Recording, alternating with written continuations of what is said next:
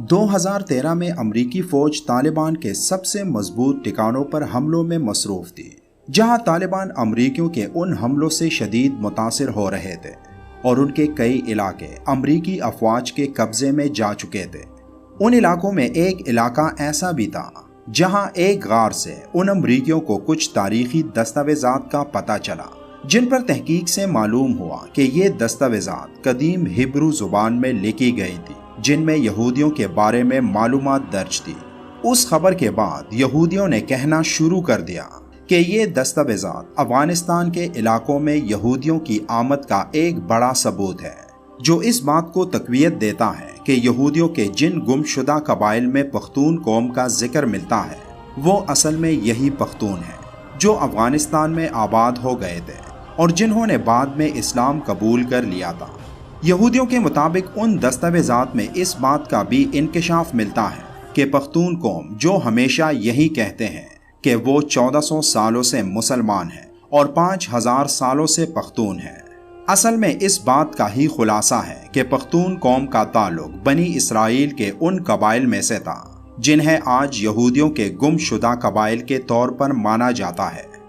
آج جب افغانستان میں طالبان کے ہاتھوں امریکہ کی بدترین شکست پر دنیا حیران ہے، تو وہیں اسرائیل اسی بات کو دوبارہ بتانے کی کوششوں میں ہے کہ طالبان جو پختون قوم پر مشتمل ہے، اصل میں ہماری نسل سے ہی ان کا تعلق ہے، اور جو پختون آج افغانستان سے نکلنا چاہتے ہیں ان کے لیے اسرائیل کے دروازے کھلے ہیں، اور ہم اپنے گمشدہ بھائیوں کو ان کی سرزمین میں ویلکم کرنا چاہتے ہیں۔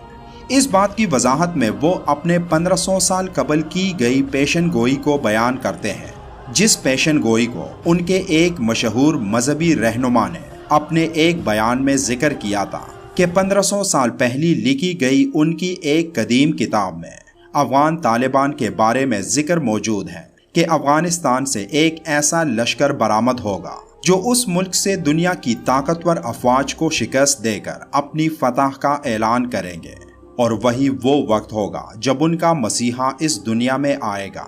اور افغانستان میں بسنے والے وہ تمام لوگ یہودیوں کے ساتھ شامل ہو کر پوری دنیا پر حکمرانی کریں گے۔ اب ان سب کے پیچھے اصل مقصد کیا ہے، یہ جان کر آپ ضرور حیران ہوں گے، لیکن اس سے پہلے ہمیں یہ بات سمجھنے کی ضرورت ہے کہ کیا واقعی پختونوں کا تعلق بنی اسرائیل سے ہی تھا، جس کی وجہ سے یہودی آج ان کو اپنا گمشدہ قبیلہ مان رہے ہیں، اور یہ بھی کہ یہودیوں کا تعلق کیا واقعی بنی اسرائیل سے ہے۔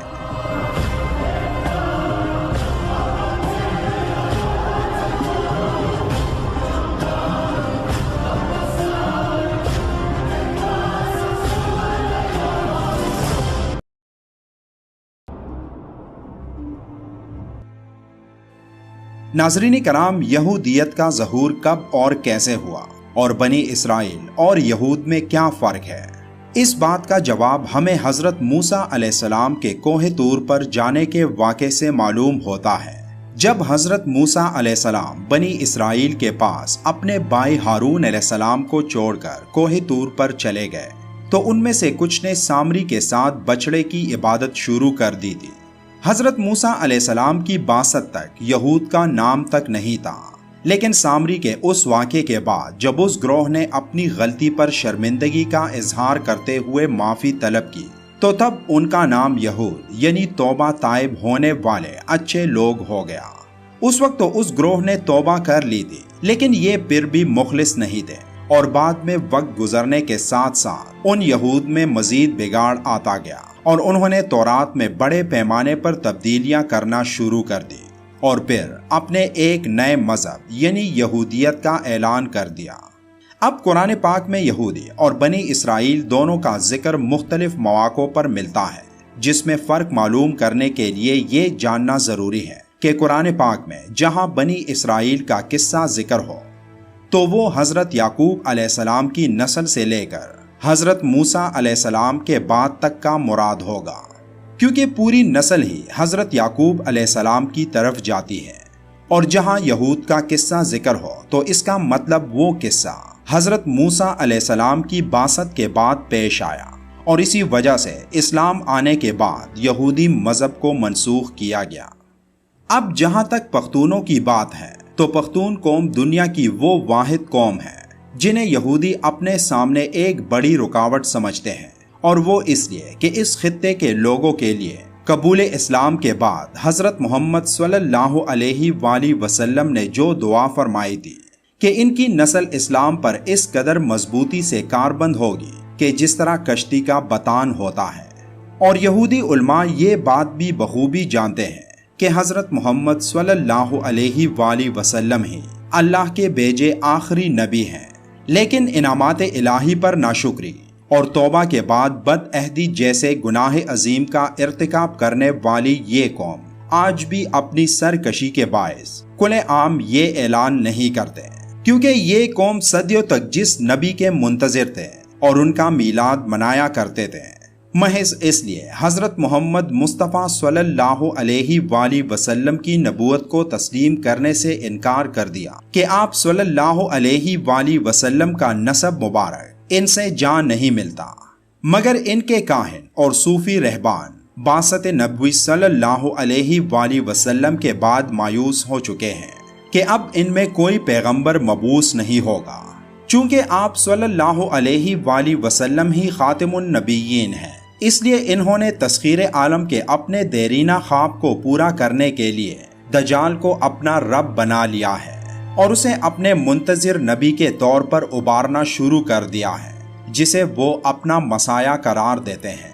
اور یہی وجہ ہے کہ پختون قوم، جن کے بارے میں کئی روایات میں یہ بات بتائی جاتی ہے کہ رسول اللہ صلی اللہ علیہ وآلہ وسلم نے غزوہ ہند کے لیے کالے جھنڈوں والے جس لشکر کا ذکر فرمایا ہے وہ دراصل یہی پختون ہوں گے۔ اور اسی حدیث پاک کو سٹڈی کر کے یہودیوں نے اس قوم کے خلاف ایک ایسا منصوبہ بنایا جس کے ذریعے پختون قوم کو دنیا میں بدنام کرا کر ان پر دہشت گردی کا لیبل لگایا جائے، اور اس لشکر کو وقت سے پہلے ہی ختم کرنے کے لیے آج تک افغانستان میں خون کی ہولی کھیلی جاتی رہی۔ ان سب کے دوران یہودی مذہبی رہنماؤں نے ایک اور طریقہ یہ اپنایا کہ پختونوں کو اپنے 10 گم شدہ قبائل میں شامل کر کے یہ کہنا شروع کیا کہ پختون قوم کا تعلق بھی بنی اسرائیل سے ہی ہے، جس طرح یہودیوں کا تعلق بنی اسرائیل سے ہے۔ اور اسی بات کو سامنے رکھ کر یہودیوں نے دنیا بھر کے پختونوں کی ہمدردیاں سمیٹنے کی کوشش کی، اور زیادہ تر پختون ان کی باتوں پر یقین بھی کرنے لگے کہ پختون واقعی میں یہودیوں کی نسل سے تھے، جبکہ ایسا نہیں ہے۔ اگر پختونوں کی تاریخ بنی اسرائیل سے ملتی بھی ہے تو پھر بھی یہودیوں سے پختونوں کا کوئی تعلق نہیں بنتا، کیونکہ جس طرح پہلے ذکر ہو چکا کہ یہودی قوم حضرت موسیٰ علیہ السلام کے واقعے کے بعد وجود میں آئی تھی، اور جو لوگ حضرت موسیٰ علیہ السلام پر سچے دل سے ایمان رکھتے تھے وہی اصل میں بنی اسرائیل سے تھے، اور بنی اسرائیل کا سلسلہ حضرت موسیٰ علیہ السلام تک ہی تھا۔ اس لیے یہودیوں کی یہ ایک چال ہے کہ پختون قوم کو اپنے گمشدہ قبائل میں شامل کر کے ایک طاقتور قوم کو اپنے ساتھ ملانا ہے، تاکہ جب یہودیوں کے سب سے بڑے مخالف یعنی حضرت امام مہدی علیہ السلام اور حضرت عیسیٰ علیہ السلام اس دنیا میں تشریف لائیں تو ان کے خلاف ایک ایسی فوج بنائی جائے جو اپنے دشمنوں کے خلاف لڑنے میں ہر طرح سے مددگار ثابت ہو، کیونکہ انہیں اس بات کا ڈر ہے کہ یہی قوم اگر امام مہدی علیہ السلام کے لشکر کا حصہ بن گئے تو تب یہودیوں کو بچانے والا کوئی نہیں ہوگا، اور ان کا مسیحا یعنی دجال، جس کی آمد کے بارے میں یہ لوگ کافی پرجوش ہیں، وہ بھی اس قوم کے مقابلے میں ان کی مدد نہیں کر پائے گا۔ اس لیے آج اسرائیلی حکومت افغانستان سے جانے والے افغانیوں کو اپنے ملک میں آنے کی دعوت دے رہے ہیں، اور انہیں اپنے بائی ثابت کرنے کے لیے جھوٹی روایات کو بڑا چڑھا کر پیش کر رہے ہیں جس میں یہ لوگ ماہر ہیں، تاکہ حضرت امام مہدی علیہ السلام کے اس لشکر کو جس نے آج افغانستان میں امریکہ کو بھاگنے پر مجبور کر دیا ہے انہیں پہلے سے ہی کنٹرول کیا جا سکے۔ لیکن یہ لوگ جتنی بھی کوشش کر لیں ہوگا وہی جو رسول اللہ صلی اللہ علیہ وآلہ وسلم نے فرمایا کہ کالے جھنڈوں والا لشکر خراسان سے نکلے گا، اور جو اپنے جھنڈے یروشلم میں گاڑ کر اپنی فتح کا اعلان کریں گے۔